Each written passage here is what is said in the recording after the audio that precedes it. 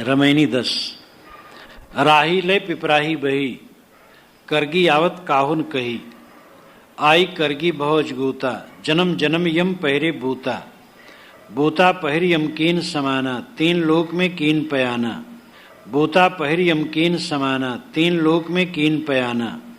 बांधो ब्रह्मा विष्णु महेशु, सुर नरमुर्यो बांध गणेशु। बांधे पौन पावक और नीरू, चांद सूरज बांधे दो वीरू। साच मंत्र बांधे सब झारी, अमृत दो वीरू। साच मंत्र बांधे सब झारी, अमृत वस्तु न जाने नारी। अमृत वस्तु जाने नहीं, मगन भया सब लोय। कहें कबीर कामो नहीं, जीव ही मरण न होय। राही ले पिपराही बही। राही कहते पथिक को। पिपराही का मतलब है पीपल के पत्ते। पीपल के पत्ते के समान चंचल मन। पिपराही पीपल के पत्ते के समान चंचल मन। पीपल के पत्ते चंचल क्यों होते हैं ज्यादा? क्योंकि पत्ते में जो टहनी होती है वो लंबी होती है और कोमल होती है, इसलिए थोड़ी भी हवा चलती है तो पत्ते हिलने लगते हैं। और आम के पत्तों में टहनी बहुत छोटी होती है जो पत्ते में लगी होती है और मजबूत होती है, इसलिए आम के पत्ते वैसे नहीं हिलते। पीपल के पत्ते बहुत हिलते हैं। पीपल के पत्ते के समान चंचल मन राही पथिक जीव को लेकर के बह गया। राही ले पिपराही बही। राही को लेकर के पिपराही बह गया।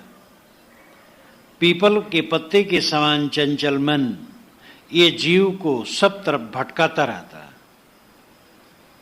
वही शूरवीर है जो अपने मन को बस में रखे।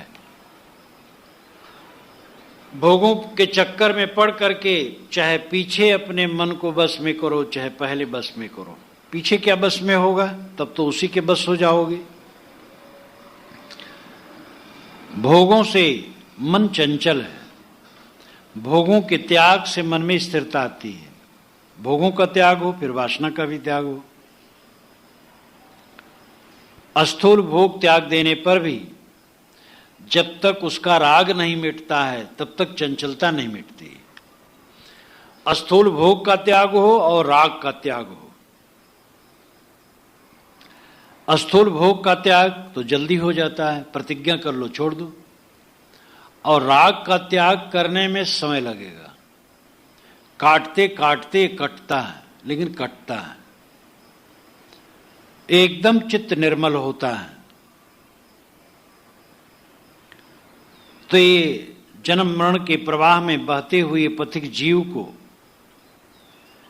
पीपल पत्ते के समान चंचल मन लेकर के बह गया।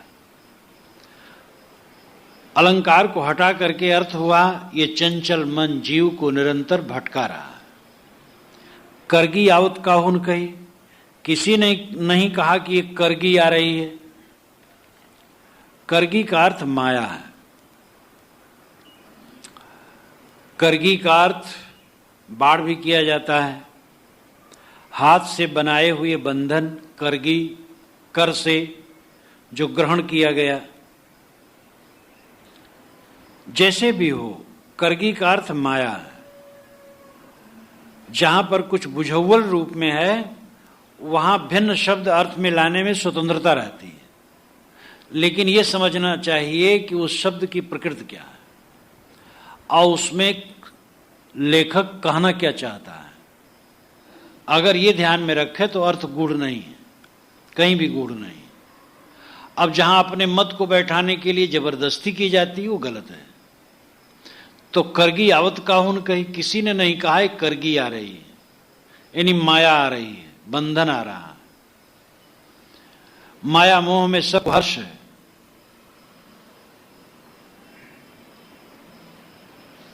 कैसे उन्होंने कहा है ढोल बजाए बजाए। किसने कहा है? पायन बेड़ी परत है ढोल बजाए बजाए।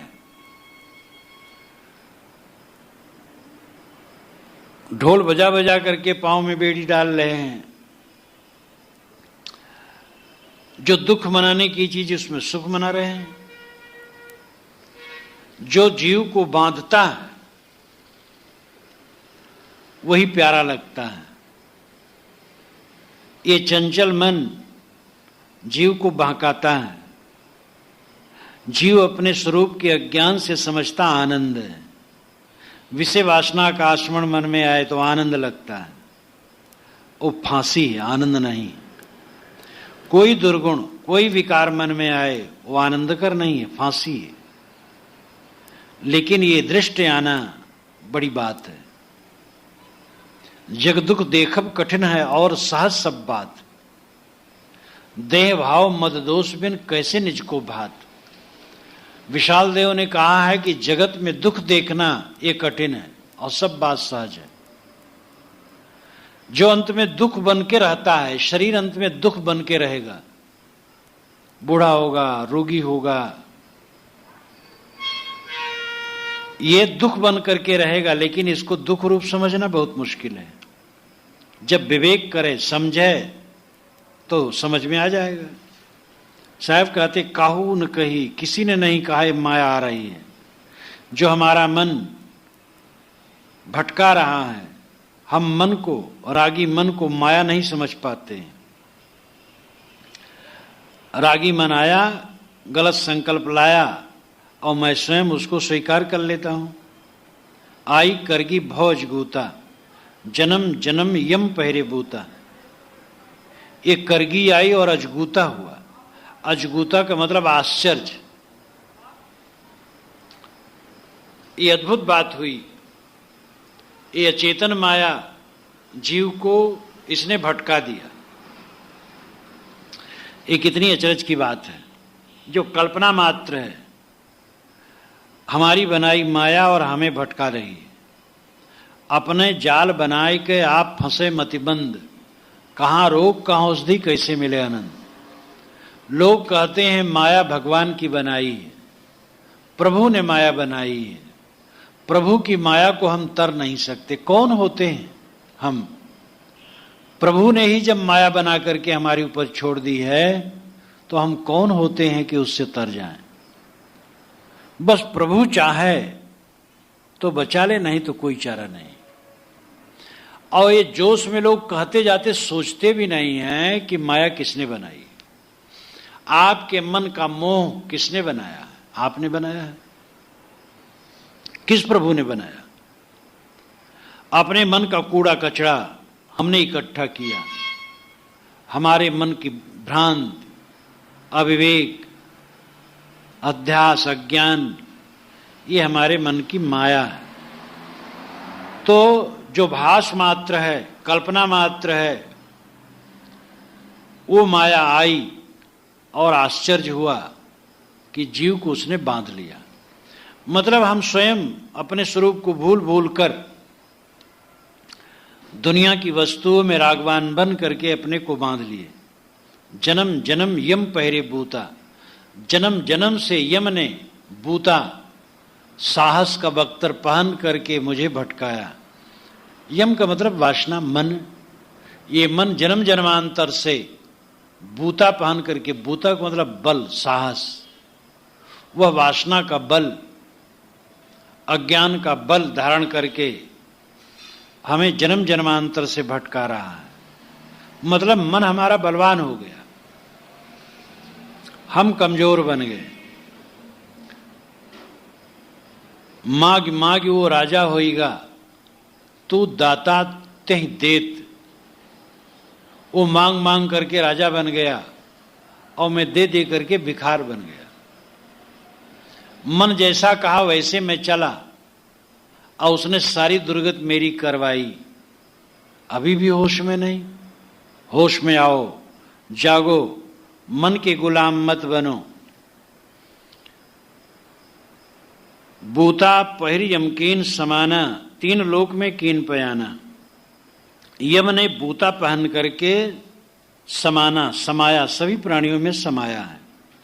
यम मन, बूता साहस, बल, अध्यास का बल, मोह का बल, अज्ञान का बल धारण करके मन रूपी यम सब में समाया।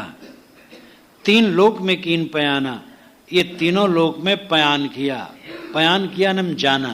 तीन लोक मतलब सतरजतम, तीनों गुणों से संबलित जीव मन के गुलाम हैं। सतोगुणी, रजोगुणी, तमोगुणी। रजोगुणी तमोगुणी तो मन के गुलाम है ही हैं। स्वरूप ज्ञान जब तक नहीं है तब तक सतोगुणी भी गुलाम है। कितने ऐसे हैं जो सदाचारी हैं लेकिन स्वरूप ज्ञान नहीं तो भटकते हैं।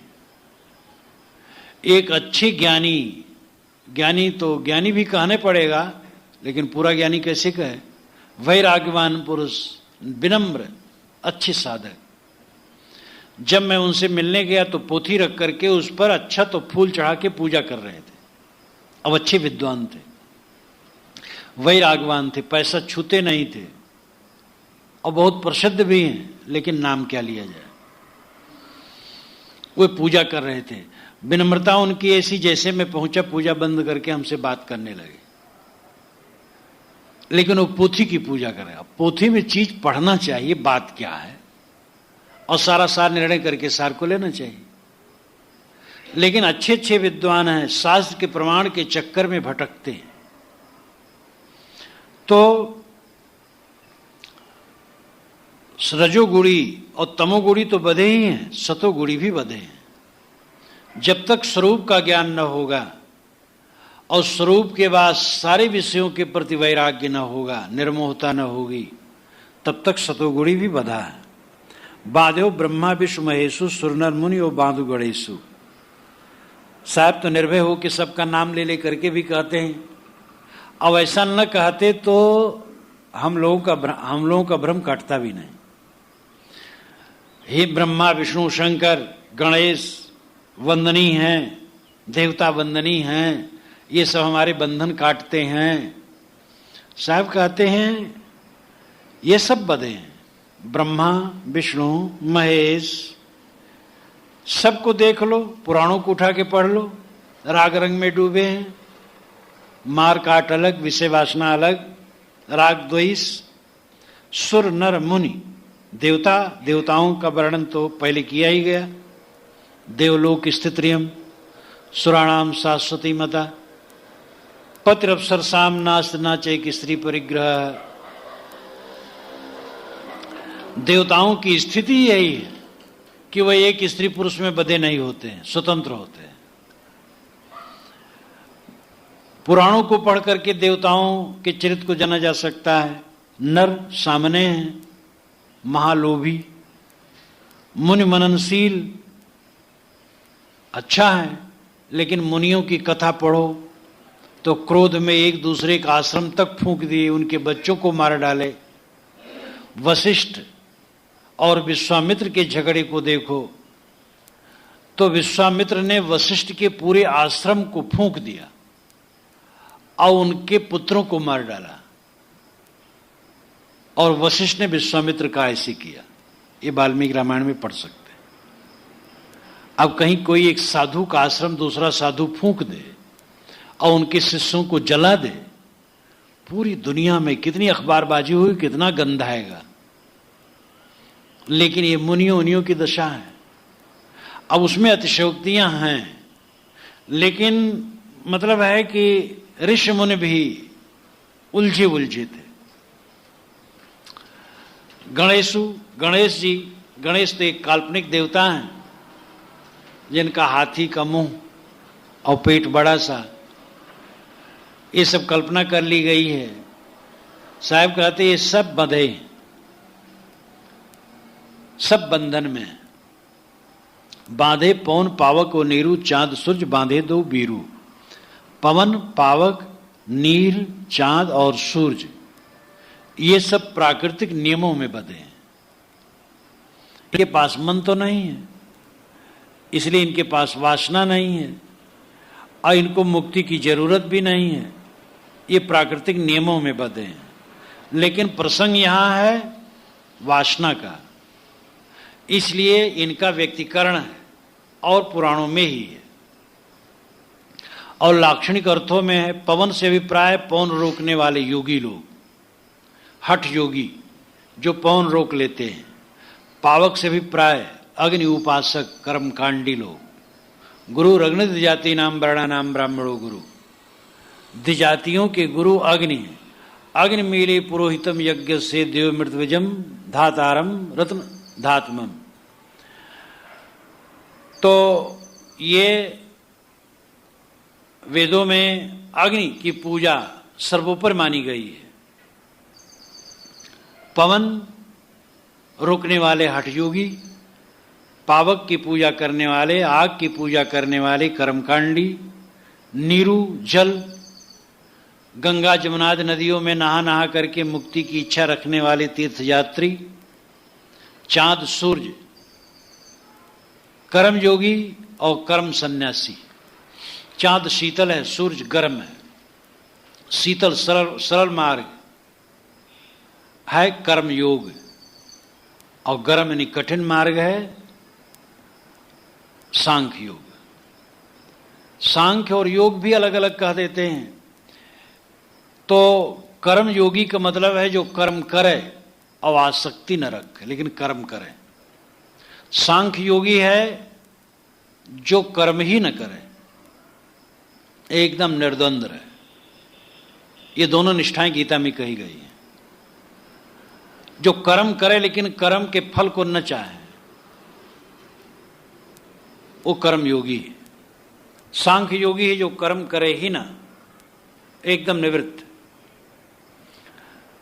दोनों निष्ठाएं अच्छी हैं। कर्म योग को गीताकार ने ज्यादा अच्छा माना है, क्योंकि बिना कर्म किए जीवन रह नहीं सकता है, और कर्म करना चाहिए। हमारे जीवन के निर्वाह के लिए भी कर्म की आवश्यकता है। दूसरे के कर्मों से भी हमारा निर्वाह होता है। हमने कपड़े पहन रखे हैं, पता नहीं किसने बनाए हैं। हम जितनी पुस्तकें जीवन में पढ़ते हैं, कितने कितने लोगों की रचनाएं होती हैं। तो हमें भी कुछ करना चाहिए जो दूसरे के लिए हितकर हो।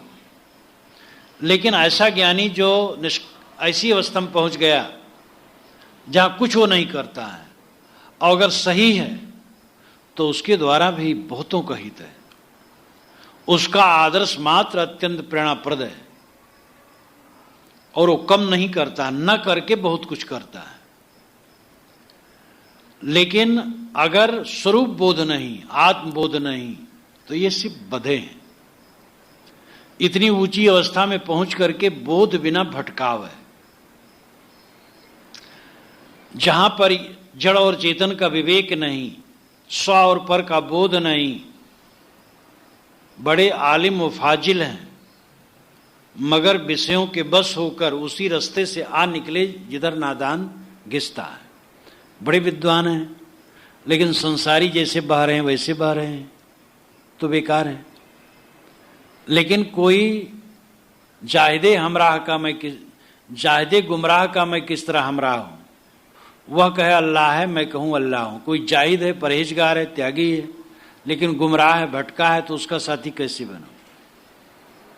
तो दोनों के लिए वचन है। जो विद्वान तो हैं लेकिन आचरणहीन है, वो बधे ही हैं। लेकिन जो परहेजगार है, त्यागी हैं, लेकिन गुमराह हैं, भटके हैं, बोध नहीं है, तो वो भी बधे हैं। इसलिए वैराग की जरूरत है, किंतु बोध की भी जरूरत है। जब तक बोध न होगा ठहराव कहां होगा। बोध न होने से कहीं कोई जड़ चेतन एक मान करके उसमें भ्रांत है, कहीं अपना लक्ष्य अलग मान करके भ्रांत है। इसलिए बोध की भी जरूरत है। सांच मंत्र बांधे सब झारी, अमृत वस्तु न जाने नारी। सांच मंत्र बांधे सब झारी। साहब कहते हैं कि सत्य को मंत्र ने बांध लिया है। मननात् मंत्र, मनन से जो सिद्ध हो मंत्र है, विवेक मंत्र है और एक कल्याणकारी है। लेकिन मंत्र ही ने बांध दिया। मंत्र इतनी पुस्तकें हैं, वाणी है, सब मंत्र है, मनन से बने हैं। लेकिन पुस्तकों में इतना उलझा हुआ विचार आ गया है कि वो बंधन बन गए हैं। शास्त्र प्रमाण का मोह इतना प्रबल है कि उसको काटना सहज नहीं है। यद्यपि एक दूसरे के शास्त्र को लोग नहीं मानते, वैदिक कुरान को नहीं मानेंगे, कुरान वाले वेद को नहीं मानेंगे, बाइबल वाले उन दोनों को नहीं मानेंगे, ये दोनों बाइबल वालों को नहीं मानेंगे, उनके वचन को नहीं मानेंगे, सांख्यवादी वेदांत का प्रमाण नहीं मानेंगे, वेदांती सांख्य का प्रमाण नहीं मानेंगे। तो वैसे तो अपने ढंग से काटते तो हैं दूसरे के मतों को, लेकिन निष्पक्ष होकर के अपना शास्त्र हो, दूसरे का शास्त्र हो, चाहे जिसका शास्त्र हो, नीर छीर विवेक करना शास्त्रों में जरूरी है। ये नहीं दूसरे की पुस्तक पर तो हम विचार कर लिए और अपने पुस्तक पर विचार नहीं करते हैं। सब पर विचार होना चाहिए। गोस्वामी जी ने बहराइच में जो जाते हैं एक पीर के कब्र पर पूजा करने और रिद्धि सिद्धि प्राप्त करने, उसके लिए उन्होंने व्यंग किया दोहावली में, लही आंख कब आंधरे, बांझ पूत कब ल्याए, कब कोढ़ी काया लही जग बहराइच जाए। संसार के लोग बहराइच जाते हैं, वो पीर के कब्र पर पूजा चढ़ा करके कोढ़ी को आंख मिलती है, कोढ़ी को काया मिलती है, अंधे को आंख मिलती है, निपुत्री को पुत्र मिलता है। गोस्वामी जी कहते किस अंधे ने आंख पाई, किस कोढ़ी ने काया पाई, किस निपुत्री ने पुत्री पाई, सब अंधविश्वास है। लेकिन जब वे अयोध्या की बात कहते हैं तो कहते हैं चारि खानी जग जीव अपारा, अवध तजेतन नहीं संसार। चारों खानी के जगत जीव अयोध्या में शरीर छोड़ दें तो फिर नहीं आएंगे जन्म में, वो मुक्त हो जाएंगे। तो पीर के विषय में जब कहे तो पारखी हो गए गोस्वामी जी, अयोध्या के विषय में, बहराइच के विषय में कहे तो पारखी हो गए, अयोध्या के विषय में कहे तो पारख छोड़ दी। तो पारख सर्वत्र रहे जब, तब विवेक। इसलिए सांच मंत्र बांधे, सांच सत्य आत्मा को ये मंत्र ने, शास्त्रों की वाणियों ने बांध लिया। शास्त्र प्रमाण का व्यामोह इतना जटिल हो गया कि विवेक विचार लोग छोड़ दिए। अमृत वस्तु न जाने नारी, जो अपने को नारी मानते हो अमृत वस्तु नहीं समझ सकते हैं। अभी माधुर्य भक्त की बात की गई थी। माधुर्य भक्ति वाले अपने को नारी मानते हैं, ईश्वर को पति मानते हैं। और सूफी संत अपने को पति और ईश्वर को पत्नी मानते हैं।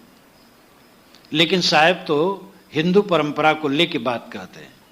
वे कहते हैं अपने को नारी मानने वाले वे अमृत वस्तु नहीं समझते।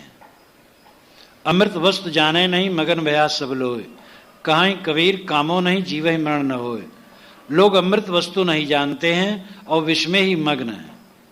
मृत में आ उपसर्ग करके अमृत शब्द बना है। मृत कहते हैं मरे हुए को, मृत कहते हैं जड़ को। उसमें आ उपसर्ग कर दिया गया तो बन गया अमृत। उसका अर्थ हो गया चेतन, जो मरा हुआ ना हो, चेतन। तो अमृत का अर्थ ही है चेतन। अमृत वस्तु जाने नहीं, लोग चेतन वस्तु को नहीं जानते, स्वरूप को नहीं समझते। मगन भया सब लोग, सब लोग विषय वासना ही में मगन है। स्थूल बुद्धि वाले विषय वासना में मग्न हैं, सूक्ष्म बुद्धि वाले परोक्ष कल्पना में मग्न हैं।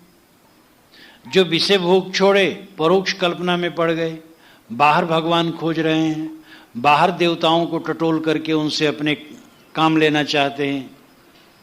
कहें कबीर कामो नहीं जीव ही मरण न होए। साहब कहते हैं कामो नहीं और जीव ही मरण न होए, ये दो बातें हैं। जीव का मरण नहीं होता है और जीव में कामना मल नहीं है। तुम निष्काम हो जाओ। व्यवहार और सिद्धांत दोनों बातें हैं। व्यवहार सिद्धांत यह है कि जीव का मरण नहीं होता, व्यवहार है कि निष्काम हो जाओ। जीव अमृत है, लेकिन व्यवहार में अमृत हो तब अमृत है, नहीं क्या अमृत है। जीव का मरण नहीं होता है, यह तो सिद्धांत हुआ। लेकिन जब कामना की निवृत्ति हो तब तुम्हारा मरण नहीं होगा, जन्म मरण से ऊपर उठोगे। आत्मा अमृत है और निष्काम होना अमृत है। आत्मा अमृत है, ये सिद्धांत है। निष्काम होना अमृत है, ये व्यवहार है। जब व्यवहार में आएगा तब सिद्धांत काम करेगा। जब हमारा चित्त दुनिया से निष्काम हो जाएगा तब उस अमृत स्वरूप में स्थित होगी। इसलिए साहब बहुत प्रपंच काटते हैं ऊपर, और उन प्रपंचों को काट करके अंतिम में बात बताते हैं। शुरू से इस रामायणी में यही कहे कि ये प्रपंची जीव, ये बहेतु मन जीव को लेकर के बहा और भटकाता रहा। वासना के चक्कर में बड़े बड़े कहलाने वाले लोग भटकते रहे। दो ही बंधन है, खानी और बानी। कबीर साहब की वाणी में खानी है मोटी माया, वाणी है छीनी माया। खानी है इंद्रियों के भोग और वाणी है मन की कल्पना। अपने स्वरूप के अलावा जहां तक हम सोचेंगे वो माया है।